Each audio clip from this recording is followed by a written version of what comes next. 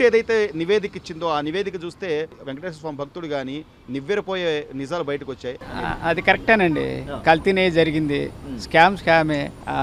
250 కోట్లు ఫ్రాడ్ జరిగింది. అది తెలిసిపోతుంది జనాలందరికీ.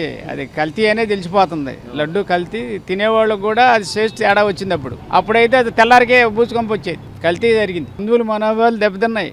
20 కోట్ల లడ్డు కల్తీ, అది తెల్లారికి బూజు వచ్చేది. తింటుంటే స్మెల్ మారేది. ఆయనకి హిందువులు దేవుళ్ళ మీద నమ్మకం లేదు. స్వామివారి ప్రసాదం లడ్డు అంటే మనం పరమ పవిత్రంగా భావిస్తాం. ఆ లడ్డూని కూడా కల్తీ చేశాడు. చేసి సంపాదించి తెంగారు. అందరూ వాటాలు పంచు తెంగారు ఆ డబ్బు. దేవుడిది కదండి, దేవుడి ప్రసాదం ఆ పని చేయొచ్చు. అసలు చేసినాడికి ఇంకా ఓట్లు వేస్తారా? ఇంకెక్కడికి వస్తాడు? దోపిడీకి అలవాటు పడి డబ్బు కాసిపడి ఇక్కడ చేసేసారు మొత్తం. మళ్ళీ దొరకదో ఛాన్స్, దొరికిన ఛాన్స్ పట్టుకున్నారు, దోసేసారు. దోసినంత కావాలి.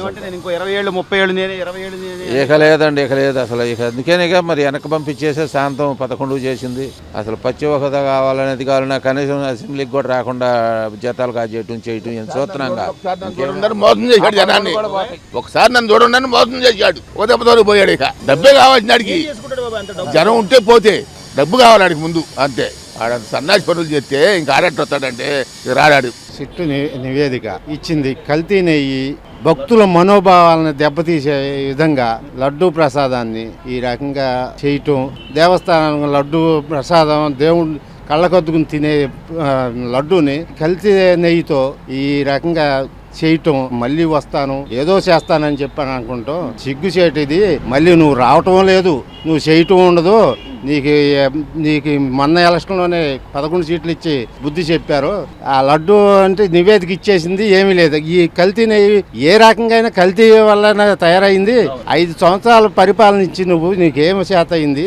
20 కోట్ల లడ్డూలు తయారైంది. కల్తీ జరిగింది. ఈ రాష్ట్రాన్ని ఈ రకంగా దెబ్బతీసి ఈ వైఎస్ఆర్ పార్టీ కుంభకోణాలకి తెరలేపింది. ఆ తిరుమల లడ్డు అయితే చాలా పుణ్యంగా ప్రసాదంగా భావిస్తారు. అట్లాంటి లడ్డు కూడా కల్తీ చేసే పరిస్థితికి గత ప్రభుత్వం వెళ్ళింది అంటే కనీసం బాధ్యత లేదా, లేకపోతే ఆయనకు ఒక నిబద్ధత అనేది లేదంటారా? నిబద్ధత లేదనే చెప్పాలి.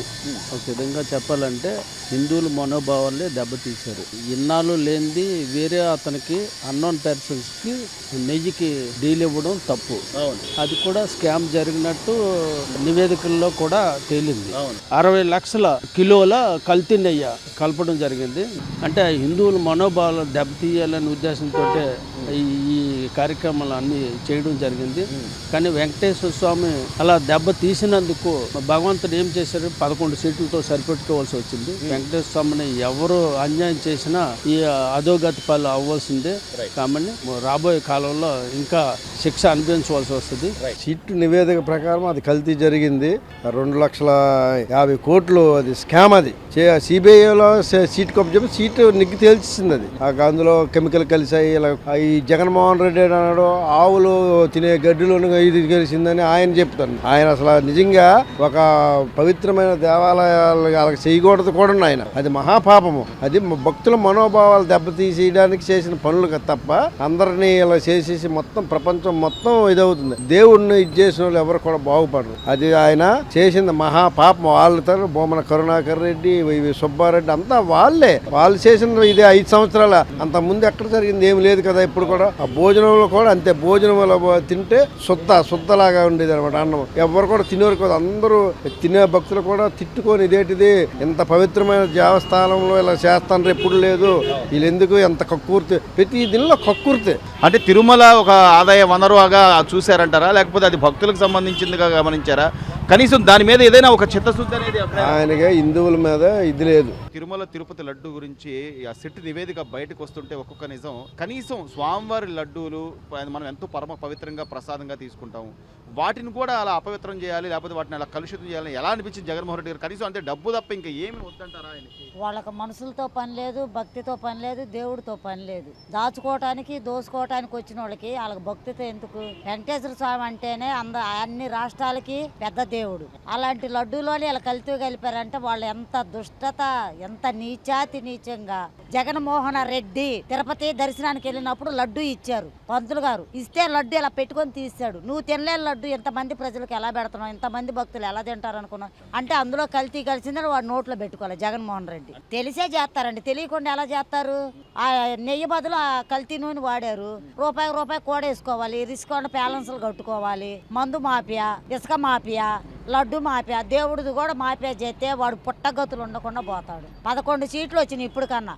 ఆలోచించుకోమన్నాడు జగన్మోహన్ రెడ్డి. సిట్ రిపోర్ట్ ఏదైతే ఇచ్చిందో దాని రిపోర్ట్ ని వక్రీకరించి వైసీపీ ఏదైతే తన గేమ్ లో భాగంగా ఆఖరికి తిరుమల తిరుపతి దేవస్థానాన్ని కూడా తీసుకొచ్చి గేమ్ ఆడుతుంది అంటే ఆల్రెడీ వెంకన్న స్వామితో పెట్టుకుంటే ఏమని జరుగుతుందో తెలుసు. 11కు పడిపోయారు, అయినా చూస్తానే ఉన్నారు. అయినప్పటికీ కూడా ఇంకా నాశనం అయిపోవాలని చెప్పని వాళ్ళు చేసే ప్రక్రియ ఏదైతే ఉందో అది పూర్తిగా ఖండిస్తా ఉన్నాం. సిట్ లో ఇచ్చింది ఏంటి అంటే మిల్క్ బేస్డ్ ఫ్యాట్ అయితే దీంట్లో లేదు, పామలిన్, అలానే సింథటిక్ ఫ్యాట్ అని చెప్పని ప్లస్ ఈస్టర్స్ అని చాలా క్లియర్ గా చెప్పింది. ఈస్టర్స్ అంటే ఏంటి, సింథటిక్ ఫ్యాట్ అంటే ఏంటి, దాని వివరణ ఏంటి అనేది మనకి NDDA రిపోర్ట్ లో చాలా క్లియర్ గా ఇచ్చారు. అంటే చేప ఆయిల్, చేప నూనె, అలానే పంది కొవ్వు, వీటిని సింథటిక్ దీంట్లో గీలో గానీ లేదంటే ఈస్టర్స్ లో కూడా వాడతారు అని చెప్పని NDDA రిపోర్ట్ లో చాలా క్లియర్ గా ఉన్నప్పుడు ఆ రిపోర్ట్ ని పక్కన పెట్టి మాకేదో క్లీన్ షీట్ ఇచ్చేసింది మీరు అందరూ క్షమాపణ చెప్పాలి. అసలు పిచ్చి వాగుతున్నారు. ఒక్కడికన్నా బుర్ర ఉందా, చదువుకున్నారా? రిపోర్ట్ చదివితే చూస్తే కాదు, చదివి ఎవరో ఏదో చెప్తే ఆ బయటను తీసుకొని మీద వాళ్ళు మాట్లాడడం కాదు. ఒకసారి సిట్ ఏదైతే క్లియరెన్స్ ఇచ్చిందా లేకపోతే దీని మీద విచారణ జరిపించాలని చెప్పని ఫర్దర్ గా దీని మీద వెళ్ళాలని చెప్పని ఇచ్చిందా అని చెప్పని తెలుసుకోవాలని చెప్పని మనం ఒకసారి కోరు. జగన్ టైంలో తిరుమలలో 20 కోట్ల లడ్డు కల్తీ చేసి భక్తులకు ప్రసాదం పంచారని సిట్ రిపోర్ట్ ఇచ్చింది. దీనిపై మీ అభిప్రాయం ఏంటి? జగన్మోహన్ రెడ్డి గారు తిరుపతిలో లడ్డు కల్తీలో అది 100% జరిగింది. వాళ్ళు మీడియాలో వచ్చి మాదేం తప్పలేదు రామరామ అన్నారు. ఆ సిట్ రిపోర్ట్ కూడా ఇచ్చిన తర్వాత కూడా వాళ్ళు దబాయిస్తున్నారంటే జనాల్ని, అది ఎంత మొప్పి పెడుతున్నారంటే వాళ్ళ ఎదురుగా ఒక మర్డర్ చేసి కూడా 100 మంది చూస్తున్నా కూడా అది మర్డర్ మేము చేయలేదు, మా కత్తి దిగిపోయింది అన్న మనవాళ్ళు చెప్పే కుట్ర దొంగ రాజకీయాలు చేస్తున్నారండి. దేవుడితో పెట్టుకున్న పైన ఆల్రెడీ దేవుడు చూశాడు కాబట్టి కన్నర్ చేశాడు కాబట్టి 11 సీట్లకు వచ్చి పడి ఇలా నాశనం అయింది.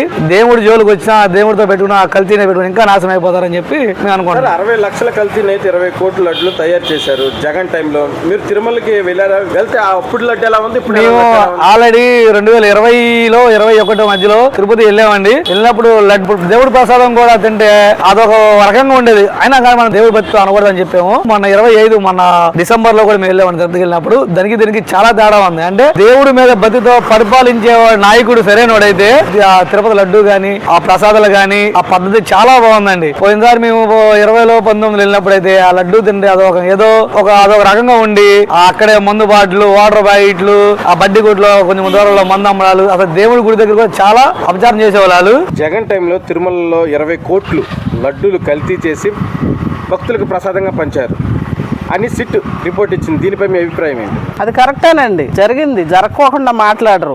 జరిగింది కాబట్టి ఆ అవినీతిని బయటకు తీసుకొచ్చారు. సిట్ అనేది ఇచ్చిన తీర్పు అది కరెక్టేనండి.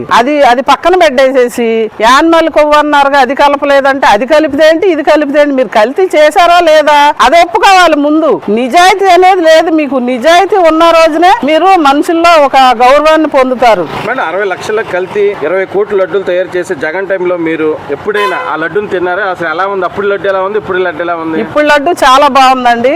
అప్పుడు లడ్డు అసలు రుచి అంటే అర్థమయ్యేది కాదు. అందులో కలిపింది ఆవు నెయ్య ఏంటనేది అర్థమయ్యేది కాదు.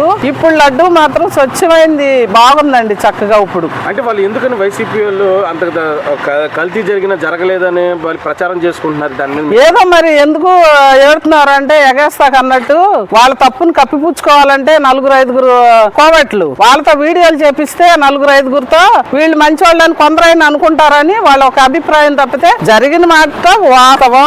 అది ఎందుకు ఒప్పుకోరు? అది ఒప్పుకోవాలి కదా. కలియుగ దైవం వెంకటేశ్వర స్వామి మా మనోభావాలన్నీ దెబ్బతీసేటట్టు మీరు పరిపాలన చేస్తే మిమ్మల్ని రెండోసారి మేము ఎలా నమ్ముతాం? జగన్మోహన్ రెడ్డి టైంలో 60 లక్షల కల్తీని 20 కోట్ల లడ్డూలు కల్తీ ప్రసాదంగా పంచారని సిట్ రిపోర్ట్ ఇచ్చింది. దాని మీద మీరేమంటారు? అంత దారుణం. 60 లక్షల 20 కోట్ల లడ్డూల ఎంత పాపం అండి ఇది. అందుకే అనుకుంటా భగవంతుడు జగన్మోహన్ రెడ్డి గారిని 151 సీట్ని 11కి దిగజార్చారంటే ఆ పాపం తగిలే ఆయన దుర్మార్గంగా అలా తయారయ్యాడు. ఇంకా ఆయనకి తగులుద్ది. ఎందుకంటే తిరుపతి మీద భారతదేశమే కాదు ప్రపంచం అంతా ఒక నమ్మకం. ఎందుకంటే ఆ దేవుడి దగ్గరికి వెళ్తే ఏదో మంచి జరుగుద్ది, మన కుటుంబాలు బాగుంటాయి, మన ప్రజలు బాగుంటారు అందరూ అనుకొని అక్కడ నియమంతో వెళ్తారండి. దాన్ని పాడు చేసిన వ్యక్తి ఎవరైనా ఉన్నారంటే జగన్మోహన్ రెడ్డి. 60 లక్షలు కల్తీ నెయ్యి కెమికల్తో, అంటే ఎంత పాపం సార్. అదే కల్తీ నెయ్యితో అన్ని కోట్ల జనాభాకి మీరు విషం పెట్టినట్టేగా, వాళ్ళ నమ్మకాన్ని పాడు చేసినట్టేగా. కనుక ఈ పాపం ఇంకా 4 ఇంతలు జగన్మోహన్ రెడ్డికి తగులుద్ది, ఇంకా నాశనం అయిపోతాడు. ఆయన ఏమంటాడంటే అసలు కల్తీ జరగలేదని ప్రచారం చేస్తున్నాడు బయట. ఏమండి, గత ప్రభుత్వంలోనే దీన్ని ఆరోపణలు వచ్చినాయి. దానికి ఎవరెవరికి ఇవ్వాలో భారతదేశంలో లీగల్గా అన్నీ ఇచ్చారు. ఈరోజు ఫైనల్ చేశారు. ఇంకా దాన్ని కూడా కరెక్ట్ కాదంటే ఈయన ఒక శాడిస్ట్ లాంటోడే. ఎందుకంటే గవర్నమెంట్ తీర్పిచ్చింది ఫైనల్గా, వెంటనే 1వ రోజు 2వ రోజు ఇవ్వలే. ఇది సంవత్సరాలు విచారణ చేసిన సిట్ తీర్పు అది. దీన్ని కూడా కరెక్ట్ కాదంటే ఇంకా ప్రజలైతే ఆంధ్రప్రదేశ్లో ఎవరు నమ్మేలేదు.